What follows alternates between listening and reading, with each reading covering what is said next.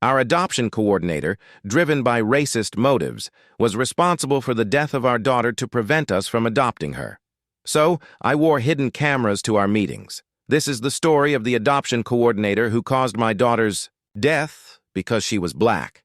My wife spent all her college years chain-smoking 3 packs of cigarettes a day. Now, 2 decades later, when we wanted to have a child, her fertility was non-existent.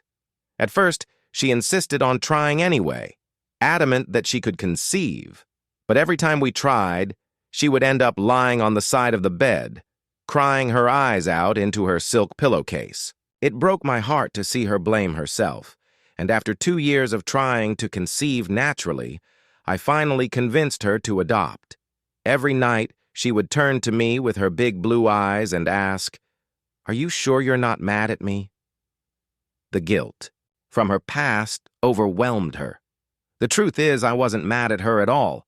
I just wanted to start a family with her, adoption or not. Plus, my sister is a social worker, so I knew a lot about the adoption process. That's when we met Ms. Lang, our adoption case manager. She seemed nice at first, with a permanent smile while she spoke, and a Cartier watch, very put together. The first thing she told us was that my wife was nearing age 45, an age where agencies typically wouldn't approve her, and she had to act fast. My wife was 44, so I squeezed her hand to let her know we were in this together. Luckily, we fell in love with the first child we met. She was from Ethiopia and had dark hair and eyes that made her features pop. After our 2 hours with her were up, my wife turned to Ms. Lang, wide-eyed and full of joy. "She was so cute. I'd love to sign—" "Wait, really?" Ms. Lang interrupted before bursting into laughter. "She's 10 years old and black." She then covered up what she was going to say with a cough. "Different. She's 10 years old and different. Usually, parents turn up their noses." I stared at her blankly, already hating her with every bone in my body. "My wife says we'll take her," I responded, my tone stern and assertive. Ms. Lang nodded and told us to come in the next day. So we did. But instead of being met with papers to begin the formal matching process, or even just further discussion about the responsibilities of adoption, she asked us if we were sure we wanted to adopt Salam.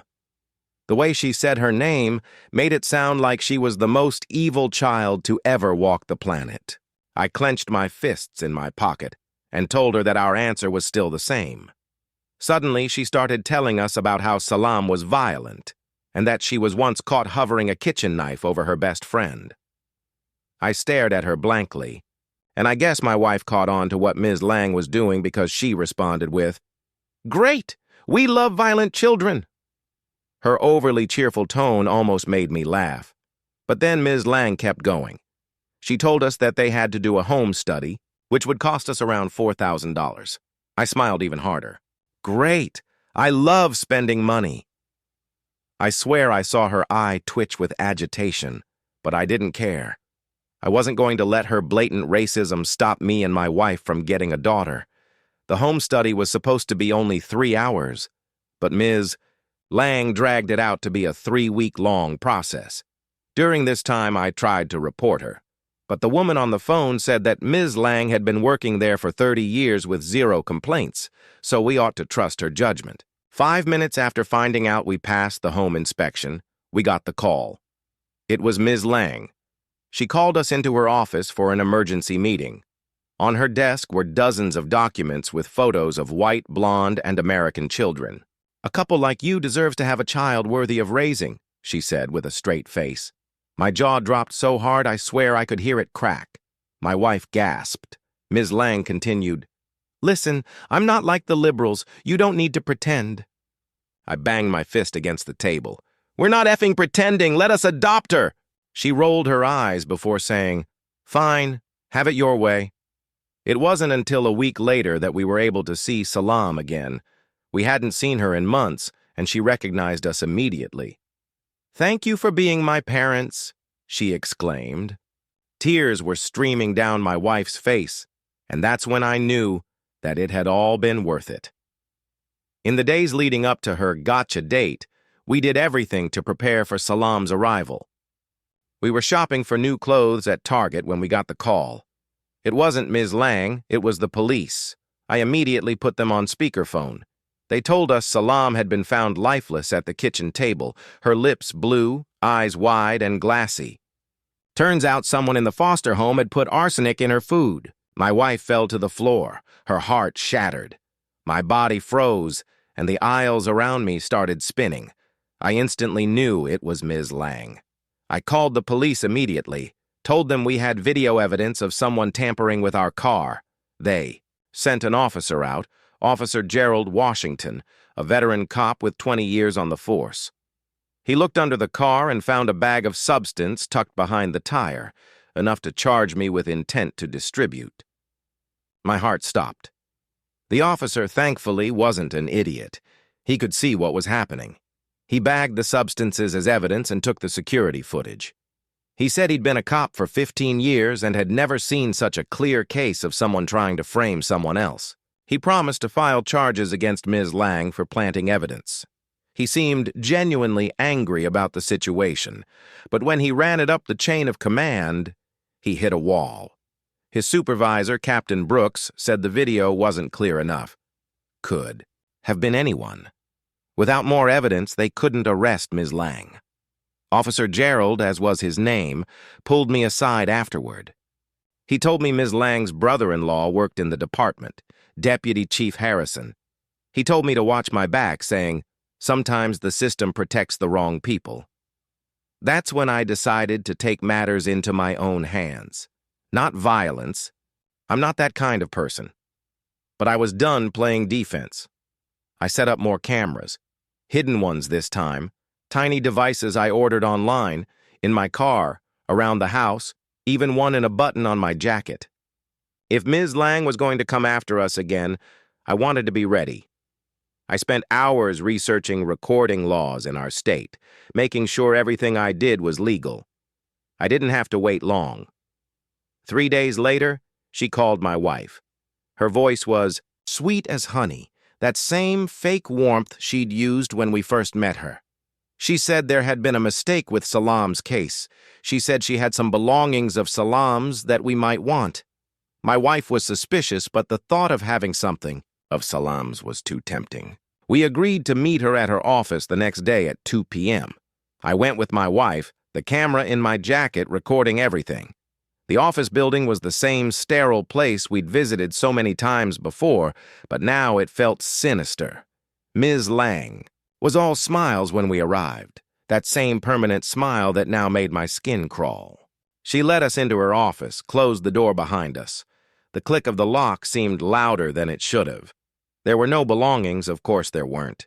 Instead, she sat behind her desk and told us we needed to stop. Stop investigating. Stop talking to journalists. Stop trying to ruin her reputation. She'd worked hard for 30 years, she said. She wasn't going to let 2 bleeding hearts destroy everything she'd built. Her voice was calm, conversational, as if we were discussing the weather. My wife lost it, started screaming at her about Salam, about all the other children, about Marcus and Aliyah and Diego. Ms. Lang's smile never wavered.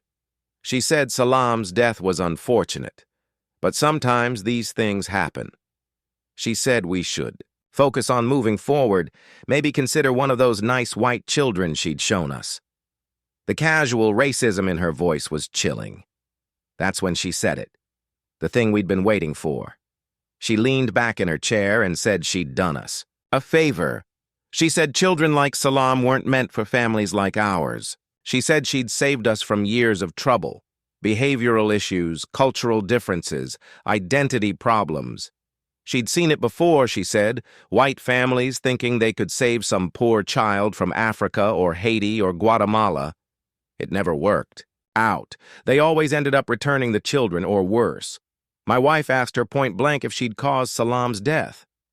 Ms. Lang laughed, a cold, hollow sound. She said she didn't get her hands dirty like that. But she knew people in the foster system who understood that sometimes difficult decisions had to be made for the greater good, for the preservation of proper families. I kept my face neutral, knowing the camera was recording everything. I asked her to clarify what she meant. She was on a roll now, confident we couldn't do anything. She told us about the foster parent she'd convinced to help. She told him the girl was violent, dangerous. She told him it would be better for everyone if the adoption didn't go through. She didn't tell him to use arsenic specifically. That was his choice, but she'd made it clear the problem needed to be solved permanently. My wife lunged across the desk. I had to grab her, hold her back. Ms. Lang finally stopped smiling, told us to get out of her office before she called security. We left, my wife sobbing, me gripping the camera in my pocket like a lifeline. In the parking lot, I checked the recording, crystal clear, every word captured. We had her.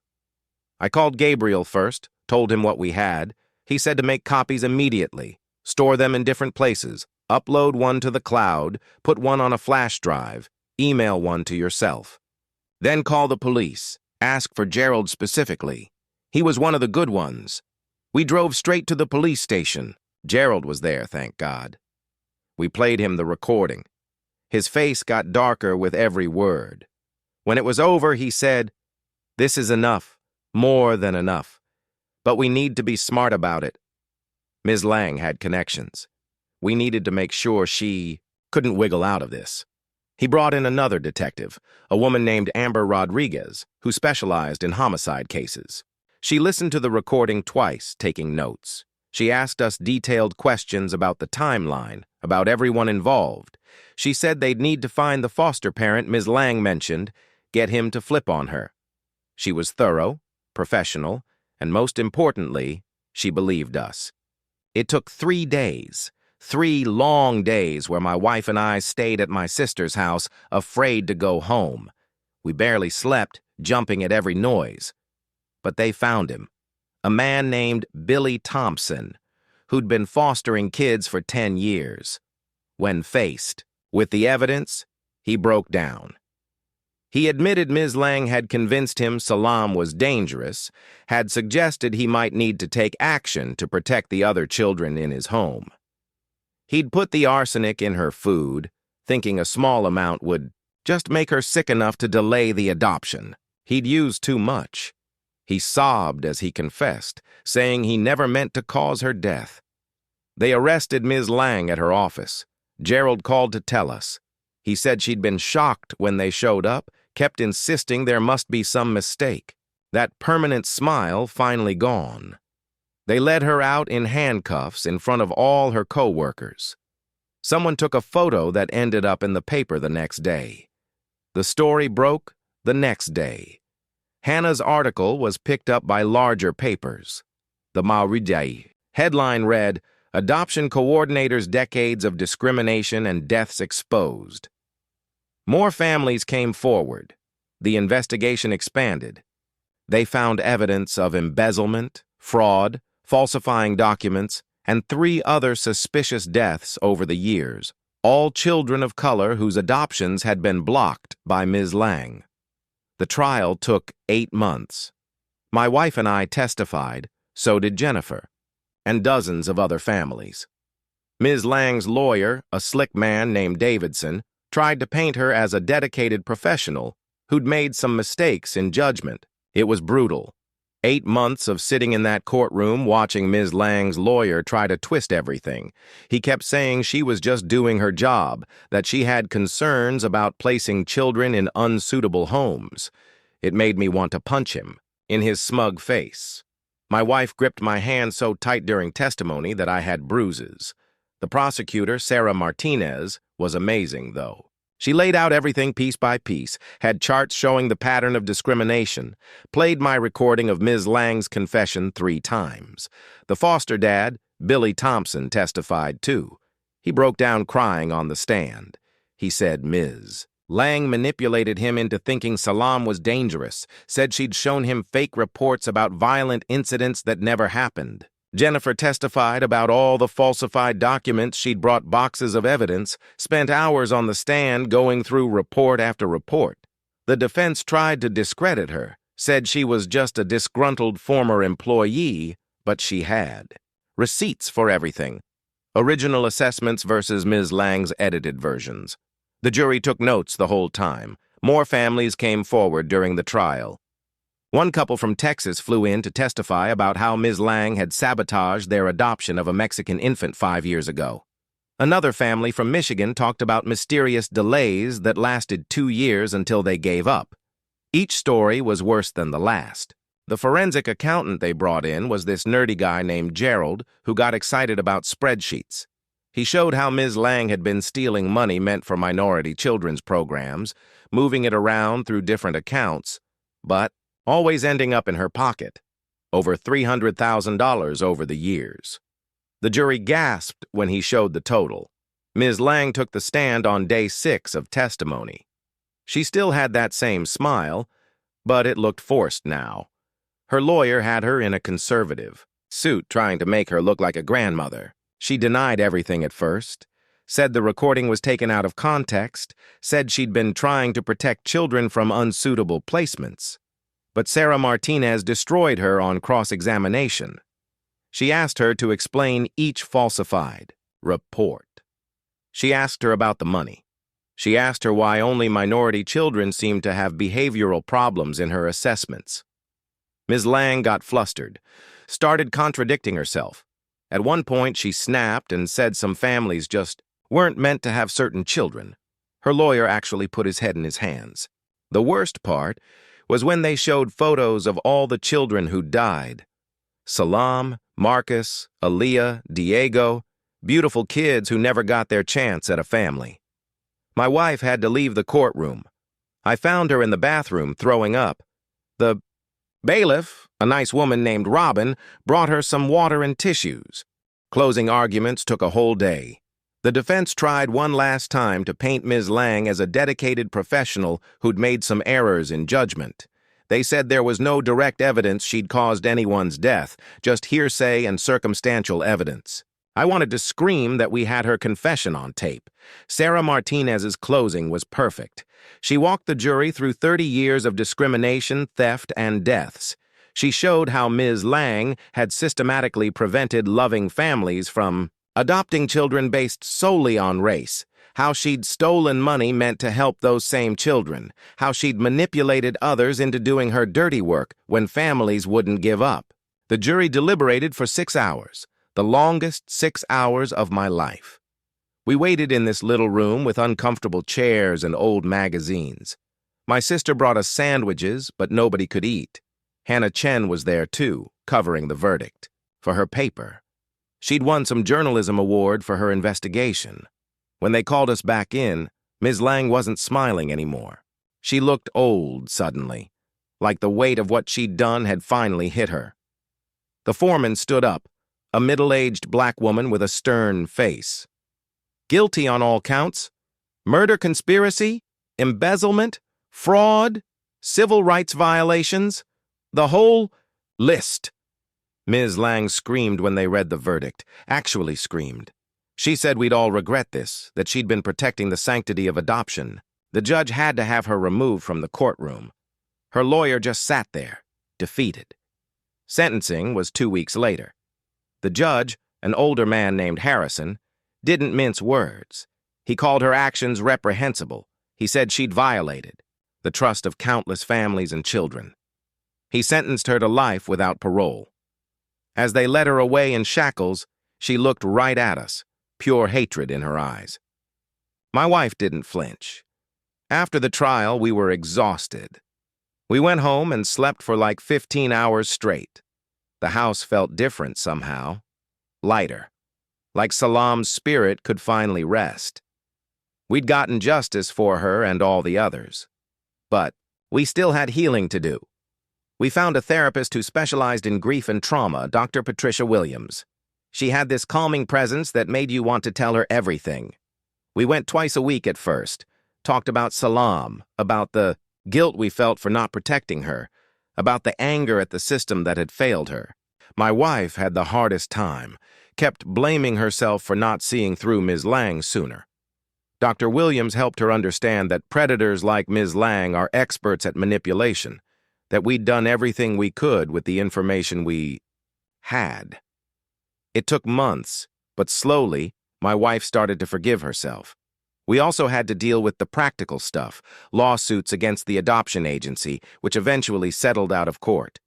They implemented new oversight procedures, mandatory bias training, better background checks. It wasn't enough, but it was something.